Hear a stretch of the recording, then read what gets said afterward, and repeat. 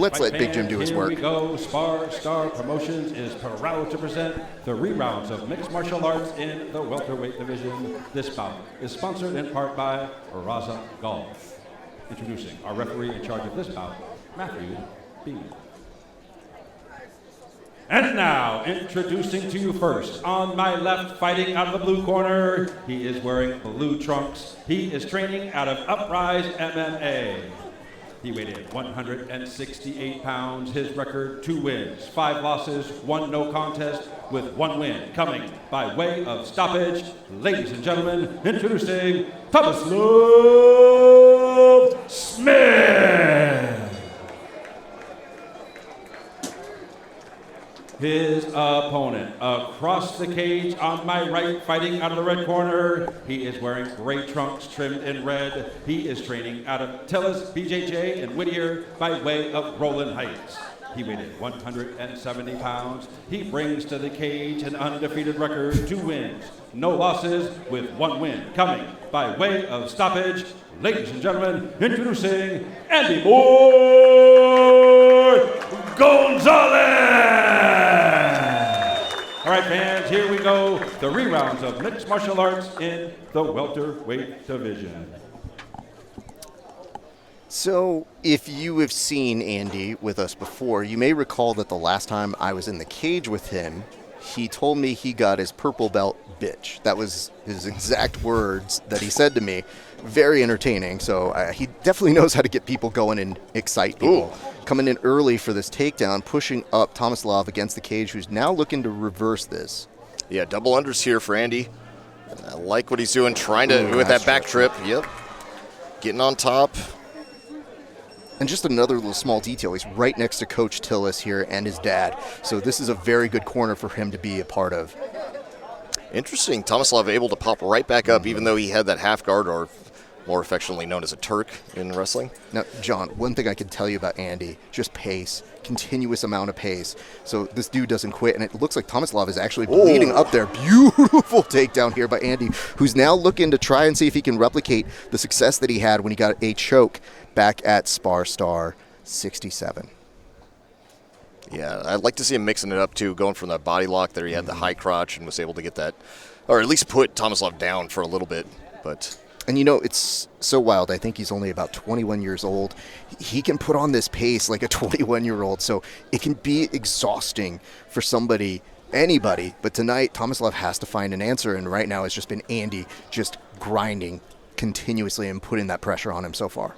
Yeah, I like that he's being so technical, too, so he's not just wasting energy. Yep. Everything he's doing is very sound. It looks like it's energy efficient, too. Tomislav able to, I have to give him credit, being able to jump right back up to his feet every time. Absolutely. But it's now starting to, you can see he's starting to leak out of the nose there.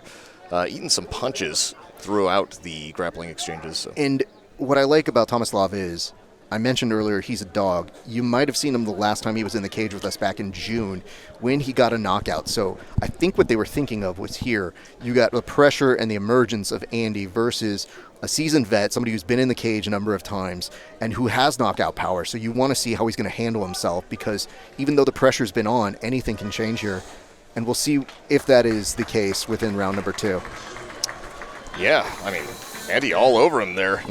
Didn't give him a second to breathe. No. So you'd be hard-pressed to give that round to Tomislav just for the fact that there was no opportunity for him to get any offense off. For sure. And I think the other part of it is just Andy is so well trained, making sure he brings Tomislav over to his corner.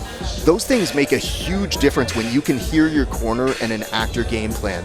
And then even if you're not 100%, they're helping you make the adjustments that you need to make. Tomislav being that far from his corner, it's difficult because sometimes you're looking for help. The good news was the way he was turning showed that he wasn't freaking out. He just recognized, like, this dude's going to be on me, and it's going to be difficult to shake him. So even repummeling with him is going to exhaust me. And that might be part of the game plan from the Tillis and Gonzalez family here. I could definitely see that being part of the game plan. Did it very well in that first round. I mean, it was incredible. Very, very good start. There's still 2 more rounds, 4 minutes of action. Anything can happen here, John, but nonetheless, we go to our second. Curious to see if Andy tries to trade with him on the feet a little bit more. And as I say that, and love that he mixes it up with that double leg right away and gets Tomislav down right to the hip. Even if Tomislav pops back up, it's something that he has to worry about now. But look at the thing, John, the balance, the making sure he's not overcommitting to losing this position. He is actually doing the right method of split it up, hit that spot where he was leaking, and then get that additional takedown that you want. That puts you back, and those knees look damaging, John. Yes, and right to a connected hands double, too. Very hard to stand up out of this. Well, he moves back up to the body lock. I liked when he was hooking the leg. Yep. And there you can see, Tomislav actually getting a good leg position for a second. But Andy making the adjustment, stepping around the outside. I mean, it's early in the night to see the leakage on the mats. You can tell that is the damage that he is putting in because nobody else has had this, and he's under the chin. This is where he does his best work. This is where the jiu-jitsu comes into play. And if Tomislav actually survives this, I would be surprised. I think Andy's trying to pepper him up so that he can go and finish this fight. But the real question is, look at that. Just so trained well. Like he was grabbing the wrist to make sure he doesn't lose him. Takes a few minutes to actually start pummeling him with the chokes. And I think the look on Tomislav's face says it all. I think this is about wrapped here, John. He's fighting that one arm, and he's looking up to see how much time he's got left. Smart, puts his back to the mat. Well done. But guess what? That's going to leave him exposed. And if Andy really wants to do it, I think Andy really wants this choke. He knows he can take it home if he's there, but he's just a little off, John. This is exhausting, though. Having to defend this constantly, though, a threat of a real finish really gets the nerves up, and that is the most exhausting thing. If you're constantly defending attacks from your opponent, it is so tiring. You might have remembered when I said I've rolled with him. Pace, pace, pace. It is somebody who can do the same thing that he was doing in minute 1 that he was doing in minute 21. That's an incredible skill to have for MMA because even though these are 3 2-minute rounds, he's making those 2 2-minute rounds to start count incredibly well. It's heavy. It's damaging. You're seeing it in the face of Tomislav.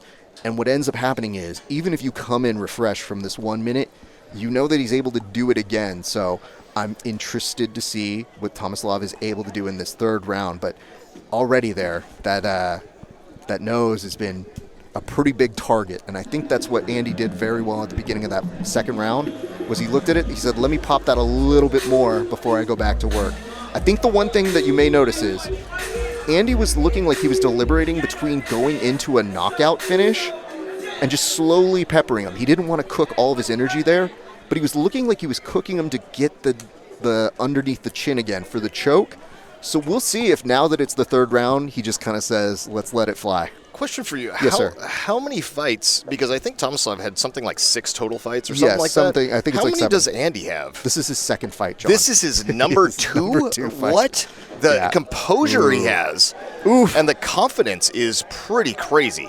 And the technical ability, too. But mind you, this is his surprising 2nd fight. And this is, going a little bit more in the direction I think Tomislav has wanted, which is to make it a very, very disgusting hand fight. And even here, Andy is getting this, and this is a beautiful exchange. Andy is coming in, looking, I think he wants to get this finish, and we may get a stoppage here. That nasty knee comes in over the top with the right hand. Now, we talked about Andy having options. He has all the options. Tomislav trying to shrug him off. That is difficult to do. Andy staying on him like glue. And now Tillis telling him, I think he's telling him to paw like a bear there. It's very difficult from that gesture. It's just he's got time. And you're looking at the shoulder of Andy. Notice the blood on there? That's not his blood. That is the blood of Tomislav that is now leaking onto him. So even if Tomislav is able to come back, he is doing it with a lot of damage to that body already. Yeah, very impressive. He seems to be winning all the exchanges now. On the feet, on the ground, it doesn't really matter. But I think a lot of that is just because he's cooked Tomislav for nearly 3 rounds. And so at that point, when you're that exhausted, anything can work. But Andy I just am very impressed with his technical ability and his composure. From fight 2. Fight number 2. That's so But crazy. mind you, he's been doing this since he was a kid. He's been training with a dad that's always had a vested interest in jiu-jitsu, and that bond, that connection shows off right here, right now. Because guess what? Tomislav wasn't doing a bad thing. He was looking to try and counter that and take the back. Andy's like, no chance. Even if it looks like I'm making a mistake, I'm composed where I need to be. Having said that, he did reverse the position. He did, yeah. Tomislav is not making huge, horrible mistakes or anything. It's just that Andy is so all over him. This is just very impressive. It was something that we noted up top. I said Andy is this young, upcoming upstart, but Tomislav is a dog. He survives a fight that in many ways you might have thought would have been over a couple different ways. Didn't get choked, fought that off very well, and then toward the very end, definitely looked like he was improving his position, and it looked like Tomislav that was the warm-up, that was the shakeout. I think right now he's like, hey, can we go from here? Because I'm feeling pretty loose now. But a very, very commendable performance from Tomislav. I'm sure there's stuff that he's going to feel like he's going to want to be able to work on, but just the wherewithal to not let this young upstart just have his way the entire time, to come back, look best in your third round, even when you've been popped.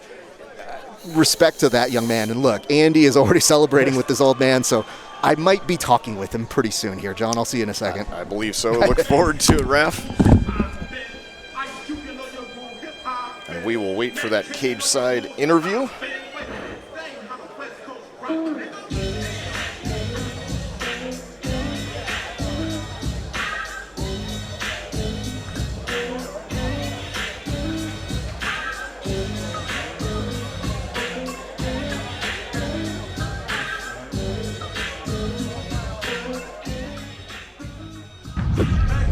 Here we go. We got a replay of some of the action. There was that the high crotch, the lift.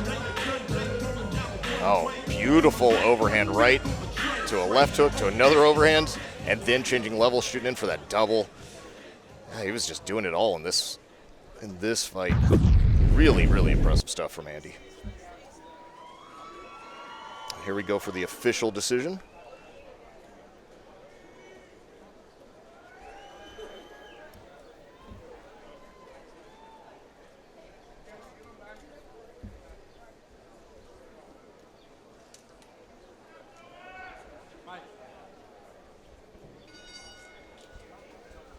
Ladies and gentlemen, after 3 rounds of action, we have our decision. We go to our scorecards.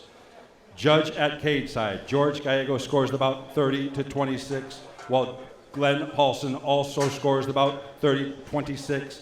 Judge at cage side, Franklin Aguirre scores about 30-27 in favor of our winner by unanimous decision, Andy Boy Gonzalez!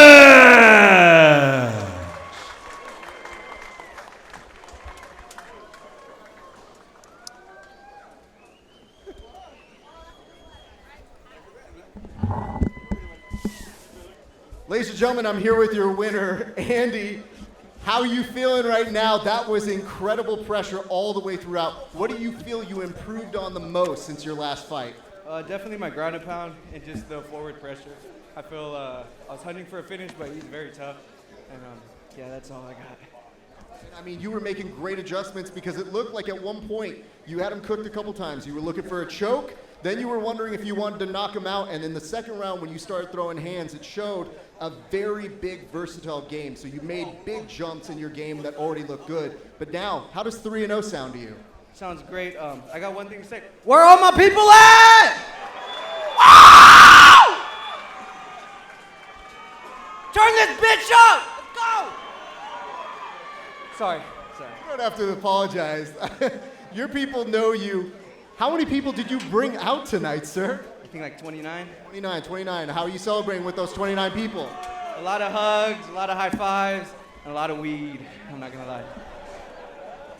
All right, well, that's definitely what's gonna happen. What's coming up next for you, sir? Just gonna stay in the gym, work on my body. I'm kind of fat, so trying to put on more muscle and just get better, enjoy life, you know? Be a better man, be a better fighter, be better spiritually, you know? Well, you're looking even better in the cage. I'm gonna let you celebrate with your people. Ladies and gentlemen, give it up for Andy Gonzalez!